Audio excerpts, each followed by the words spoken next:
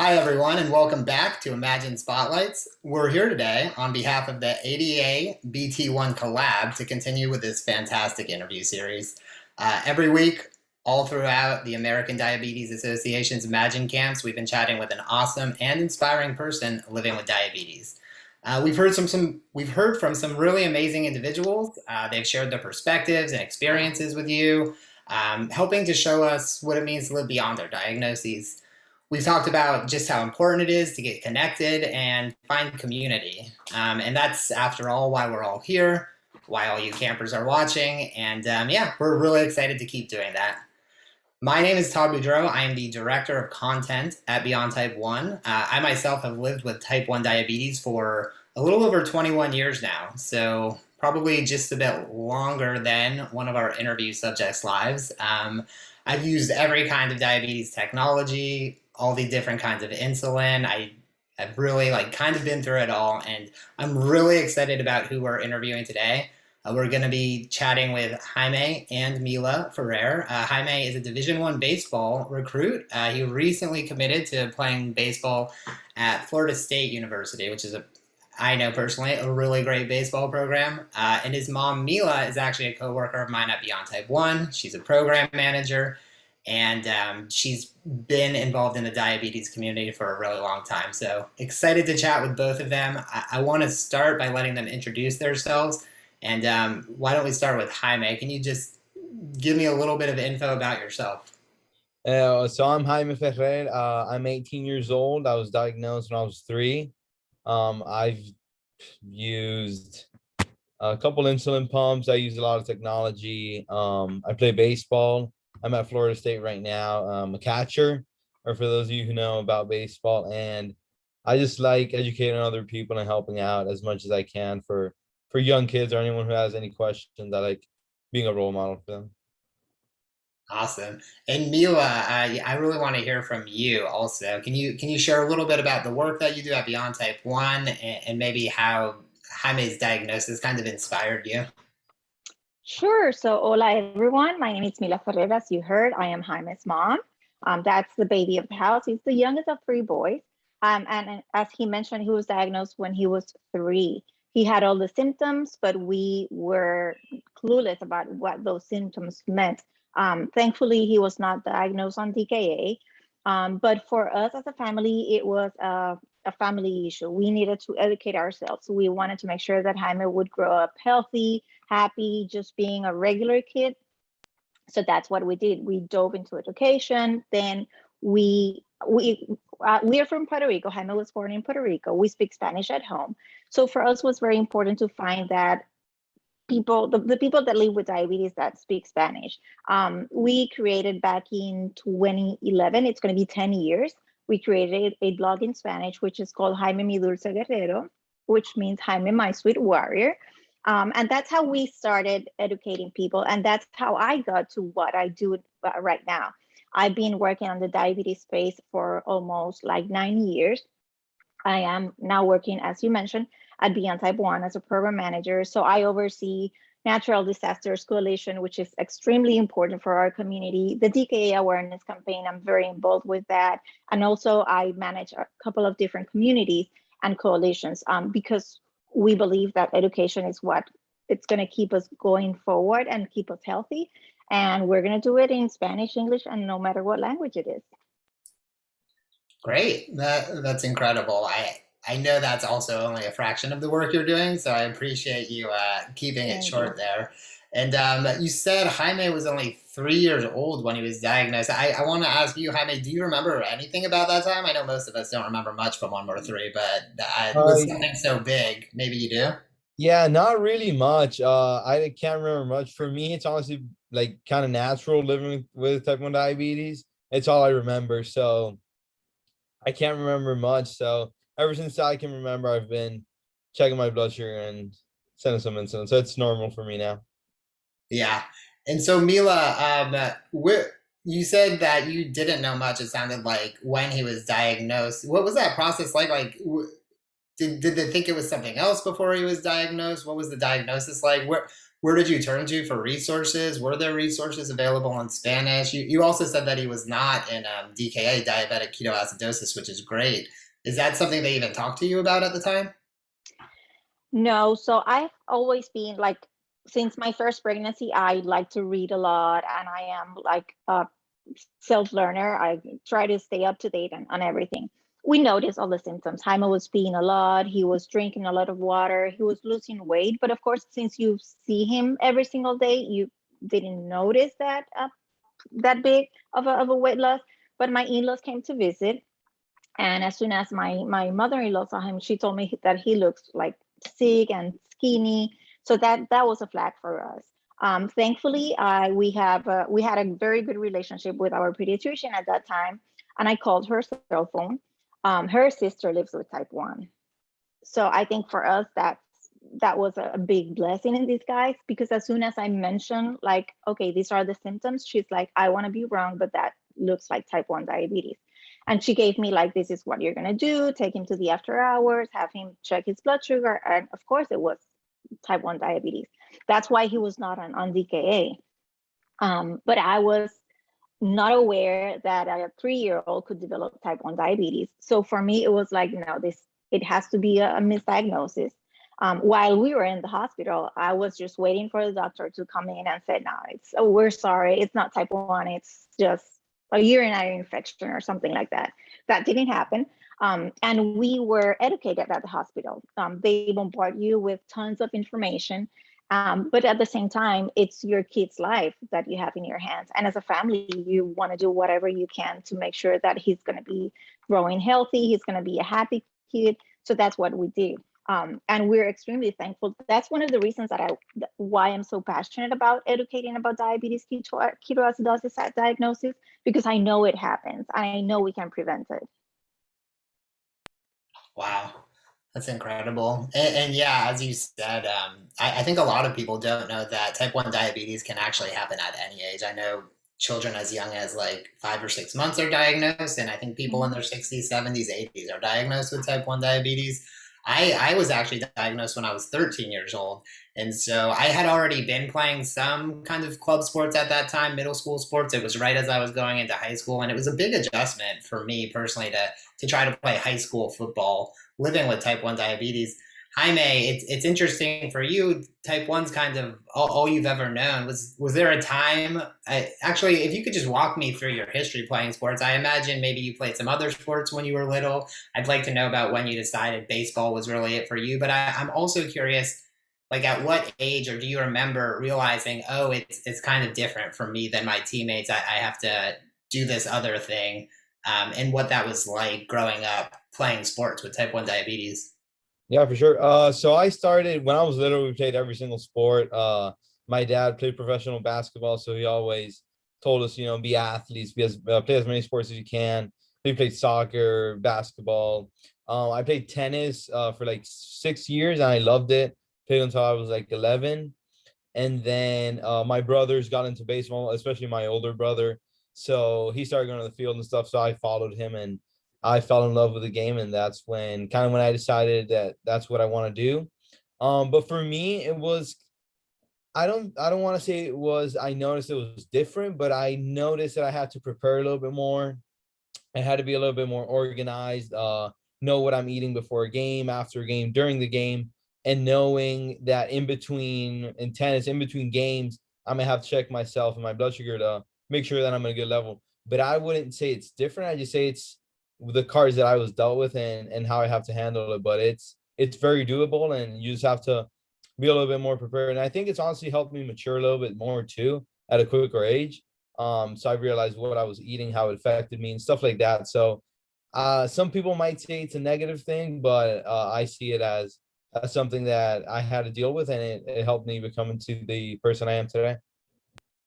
Yeah, absolutely. At what point did you decide to play catcher? Have you always played catcher, or did you play No, other so I positions? started playing outfield and infield, and then both of my brothers got into pitching, and I was the youngest in the house, so they made me start catching. So I used to catch them, and I also really liked it because at the other positions I got a little bit bored sometimes because like not many balls are hit, or you might go a whole game without a ball being hit to you. And at catcher, you're in every single play, and you see the game in a different way.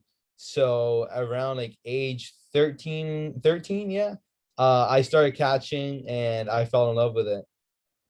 Do you have any favorite professional catchers? Yeah. So my favorite player overall is Yadier Molina. He's a catcher for the Cardinals. So I'm a huge Cardinals fan. But right now I love Tatis. Love the way he plays the game. And then there are a bunch of other players. Acuna plays the game really well. I love the way he plays. But yeah, Yadi was probably the first guy that I started like modeling kind of my game after. Yeah, I love the Molina family. I mean, I'm partial to Benji myself, being a San Francisco Giants fan. We had him for a long time, and then Yeah.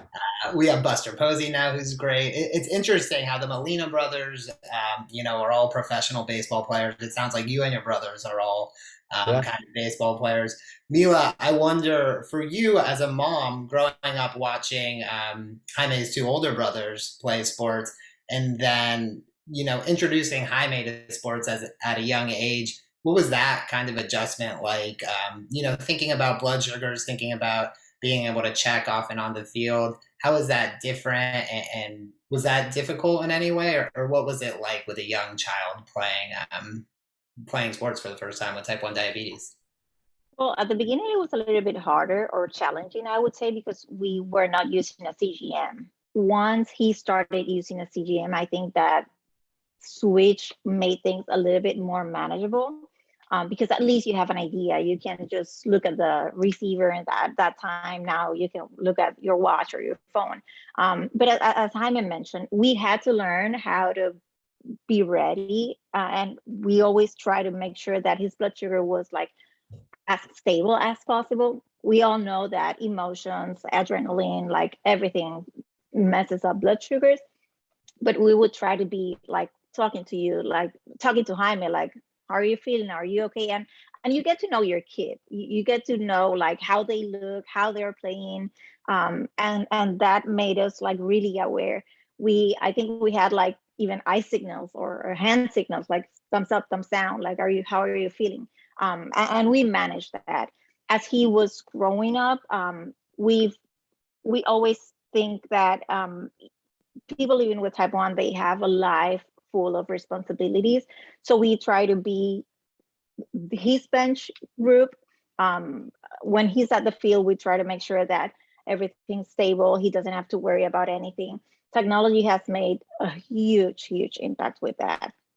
Thankfully, nowadays it's just less and less the what we have to be aware of. His insulin pump, his CGM, they do a lot of amazing job on the backdrop. So we don't have to be checking or saying like, hey, how are you feeling? And of course, now he's in college. We are not able to just speak through the dugout and say like, hey, check your blood sugar and things like that. But it's really important for kids to understand that they can do whatever they want, but they have to learn how to know their bodies. And they also have to know that their parents are on their team. They want to make sure that they can play well, they are happy, they're healthy, and they're enjoying what they're doing. Jaime, do you agree? Do you think that technology has kind of helped with your ability to play sports with Yeah, diabetes? 100%. Yeah, because nowadays it's a lot easier managing it, and because I have my pump in my back pocket, and even here at the school there's the one of the trainers or the like he deals with like the players and stuff. He'll have my follow on his phone, so he'll know if I'm dropping, if what however it's going to, I'll have a little bit more help. So technology for me has been a huge help, and not only for just playing sports, just everyday life. Just like the pump is a little bit more. I'm wearing the Tandem right now, so it Yeah. lowers the basal, it raises the basal, stuff like that. So it helps a lot during exercise too. So I don't have to be sitting out for 30 seconds to check my blood sugar. I can just take a quick peek and keep doing the workout. So technology has been a huge help for us. That's great. And I was not lucky. I didn't ever really get to go to a diabetes camp as a kid. I finally went to one as an adult a couple years ago. One of the Beyond Type 1 slipstreams that they do with Connected in Motion. But the ADA has these great Imagine camps. I know you are always playing sports, so I'm not sure if you had a chance to go to a diabetes camp. But Did you ever go to a diabetes camp? And not, if not, did you ever have any kinds of sleepaway camps or anything like that, like traveling stuff that you did where you were away from your parents as a kid with diabetes?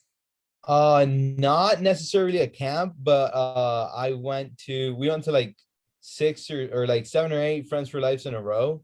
Oh, So I wow. got to meet a bunch of people, a bunch of friends that I still talk to that have type 1 diabetes. I got to meet athletes with type 1 diabetes. And that kind of showed me that it is more possible than you think. You see NFL players that have type 1 diabetes, racers that have type 1 diabetes. So you can do anything with type 1 diabetes. And that honestly showed me a lot. And it's a great experience, I think, for any kid that's recently diagnosed or someone who's had it for 10 years but wants to meet more people and see that it's more normal, everyone has it, and it's really possible to have a successful career in athletics, for example, with type 1 diabetes, because you see all the examples out there. Yeah. And you're kind of at a camp right now, right? It's like summer training camp. Exactly, yeah. We had like a week of orientation where it was only athletes, and now we're taking 4 classes, so it's kind of like a camp. It's actually my first time being away from my parents like that for the night and stuff. So it took me a little bit to adjust, waking up to the CGM and stuff like that.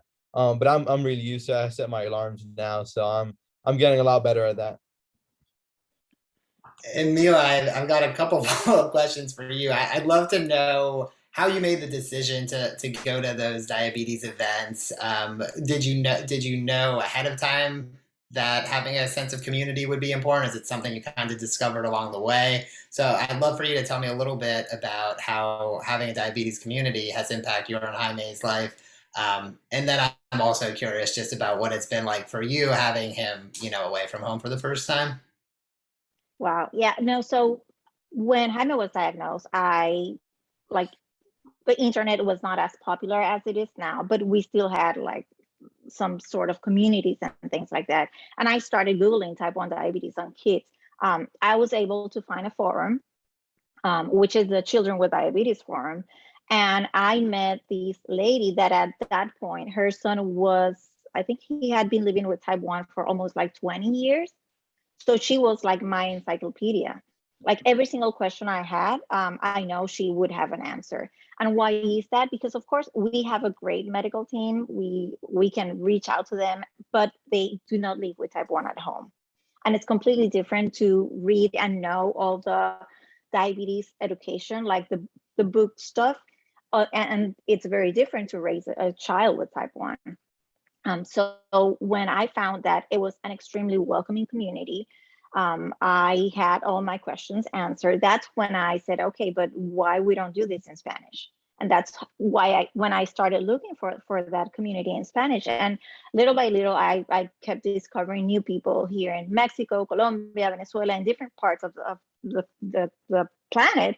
In Spain, I have a lot of friends too. And we talk the same language, and we were going through the same thing. So having a community, it's incredible. It could be through a camp as the Imagine camps. Having that experience for kids, it's incredible. It's, as Jaime mentioned, it's knowing that you're not alone. You're not the only kid living with type 1, because there are many families that I've met along the way that are like, okay, my son doesn't know anyone living with type 1. So going to a camp, it's the perfect location to meet those kids and to start new friendships. I think when you're on social media, you see a lot of memes of like when you see another type 1 on the wild that you go crazy. Sometimes it feels like that because families feel kind of alone, even though they have a support network of their families and friends. But if you're not living with type 1 at home, it's a little bit different. They might say, yeah, okay, we get it, but they do not get it. So going to camp, going to conferences, meeting other families that go through the same thing that you go, it's incredible. And then switching on answering your question about Jaime going to college. Oh my God, that was, we had a lot of trials at home. We tried every single alarm on his Dexcom, on his phone, because I needed to make sure that he would wake up. Of course, as he mentioned, he's using the tandem insulin pump, but we know that as an athlete, maybe his basals are working perfectly, but he had a day where they had a lot of exercise and his blood sugar is going to start going down. So we needed to make sure that he would react to that. So he has the loudest noises on his phones, on his phone and devices and everything. Thankfully, we haven't had any issues, but I think it's a period of adjusting. When I was talking to other parents, because I was asking like, hey, your kid's in college, how are you doing? Every parent, they told me the same thing. When they're at home, I think they listen to the alarms, but they just decide to stay asleep. When they are by themselves, they know they have to do something. And I think that's really true, because sometimes if we see that things are not, the blood sugar is not coming up, I would text him and he's already up. He's like, I've already treated, I'm good, I'm fine. Okay, so I can go to bed. But it's very interesting. It's letting go of that protective environment that you have and knowing that you have to trust this technology, and also you have to get a good communication with your kid. You're not doing these because you want to bug them. You just want to make sure they're happy and they're healthy, and for him that he's enjoying his college experience. So And how are you enjoying the college experience so far, Jaime? It's been different. It's a lot of adjustment. But it's been really good. The classes are going well. The lifts are going really, really well. I'm super excited for these next years at the university. But it's been different. I think one of the things that I've realized the most is probably how much work it takes to cook and to clean dishes. It's not the same coming home from a lift and having to cook. It's not as easy as one would think, but it's been really fun. It's helped me a lot, and I feel like my parents did a really good job of preparing me for it, and knowing that I need to stick to what I came here for and what my goals are to play baseball and at a Division I level and keep up my grades. So it's a little bit hard, but it's been a really good experience so far. Did you say that you're doing dishes? Yeah, we got to do dishes. Yeah. I did not do dishes when I went to college. It's, I mean, we have I don't know, plates it's and plates, impressive. so I don't have to wash the plates, but I gotta do the pots and the pans and the silverware, the cups. So Yeah. I've been keeping up with that. Wow. So just a few more questions. As I mentioned, I played high school football. I did not go on to play any sports in college. Most people who play high school sports don't go on to play college sports.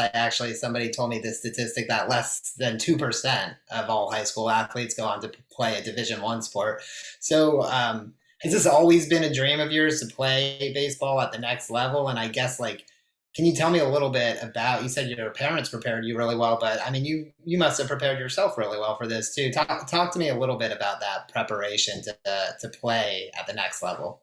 Yeah, I feel like that all started when I was young. Especially my dad with the athletic side. He always told us about work ethic and how important that is. So ever since we were little, I always worked. I like to say I worked harder than anyone else that I played against. We practiced like 6 times a week.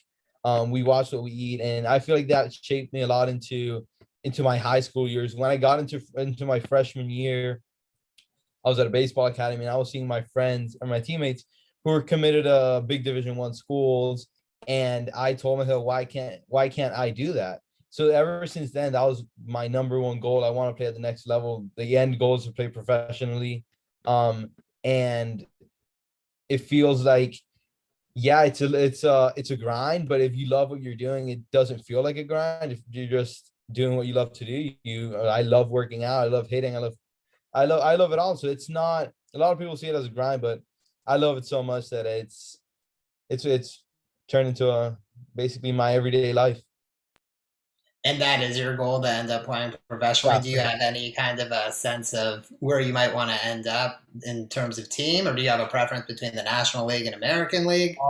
I like, most of the teams that I like are in the American League. Yeah. My favorite team growing up was Boston.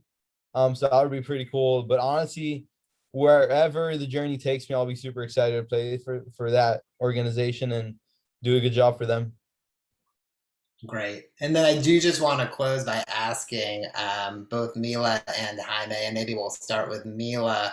What advice would you give to any parents of someone newly diagnosed or a kid maybe who's been living with diabetes for a long time but just wants to start playing sports? And yeah, I think some parents are a little hesitant to to, have their kids with diabetes go out there and play sports. So I'm wondering what type of advice you might give to some other parents in a similar situation to what you were in.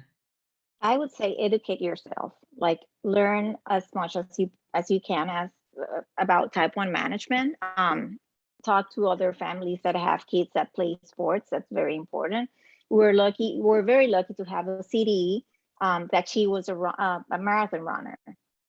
So she was our sounding board. We would ask her like, hey, what should we do? How do we manage food and things like that? So ask every question. Like there are no silly questions, there are no dumb questions. And if your kid wants to do it, they can do it. As Jaime mentioned, it's a grind. There's a lot of preparation, there's a lot of education behind closed doors, and a lot of conversations that they need to take place. But of course, they can do it. And be there to support them. Try to teach them in a constructive and productive way. And what we did with Jaime is that since he was very little, whenever we were making decisions like insulin dosing or changes on his insulin pump based on things like that, we would discuss it with him and we would explain why we were doing things. Even though right now, when he's at college, a couple of weeks ago, we had to lower his basal. So I called him, okay, what do you think we should do? He's like, okay, I think we have to lower it in the night. And he did all the changes and things like that. Because remember, this is a very, very long journey. This is a marathon, and having support, and it's incredible. For parents of young kids, if they don't know any other kids, camps are an amazing opportunity. ADA camps, the American Diabetes Association camps are incredible. They get to meet other kids. They learn new things from the kids, and that's very important. We saw that change in Jaime once we started attending Friends for Life. So knowing that they have friends and peers that go through the same thing, it's extremely important. And then as families, just educate yourselves and remember, we're not striving to perfection. Being perfect with when you live with type 1, it's very, very difficult. So give yourself a pat on the back, breathe in, breathe out, and then start over. Like mishaps are going to happen. We're going to have better days than the others, but we just keep learning from that and keeping that on our minds and memories, just to make sure that we don't make the same mistakes. And if it happens again, we know how to solve it. Wow, great. Thank you so much. And Jaime, I have a couple similar questions for you. I do want to hear your advice for anybody who wants to play professional sports, but I'm also wondering, as someone who's lived with diabetes for pretty much your entire life, since, as long as you can remember, have you ever struggled with burnout or with just, your diabetes management, like hitting a wall? And I guess if so, what have you kind of done to push through that? Not necessarily, no. Ever since I was little, I realized that for me to be healthy and accomplish all of my goals, I need to take care of my diabetes. I never saw it as something negative. I never saw it as something bad that happened to me. I saw it as what I was dealt with, and it's honestly an opportunity for me to educate other people and to help other people in the community. And for me, I never thought about, oh, I don't want to deal with diabetes, because I have to. And if I want to feel good and be able to practice and play my games or whatever I'm doing that day, I need to take care of it. So I never saw it as a bad thing. So I never really had any burnout. But if anyone is experiencing burnout, I would highly, highly recommend just reaching out or even doing research online about all the other athletes and people that do have type 1 diabetes, so you don't feel alone. You don't feel like you're the only person doing it. And also attending camps would be huge. For me, when I started meeting other people and I saw what other people were doing, I used to not like injecting myself. But then I saw other kids doing it, other athletes doing it. And I said, if they're doing it, I'm gonna have to do it eventually. So let's start now. So that was really important for me. And I think that can help a lot of young kids who kind of are burnt out and don't want to deal with it. So I think that's a huge tool that they have in their corner. Yeah, and even if you're not experiencing burnout, one thing I would say is that diabetes management is really hard. And it's not like, okay, I've got it set, I figured it out. Now I'll be able to manage my diabetes the same way. I mean, I think Mila just said that you had to adjust your basal rate since going off to college. I know sometimes I think I've got everything set perfectly, and then the littlest thing will change my whole routine around. So I've certainly been frustrated with that in the past. And I think being frustrated is okay because, it's not going to be perfect no matter how hard you try. So that's really great advice. And yeah, I think, even if professional athletes and, competitive athletes have difficult times managing their diabetes at some point and need to make adjustments.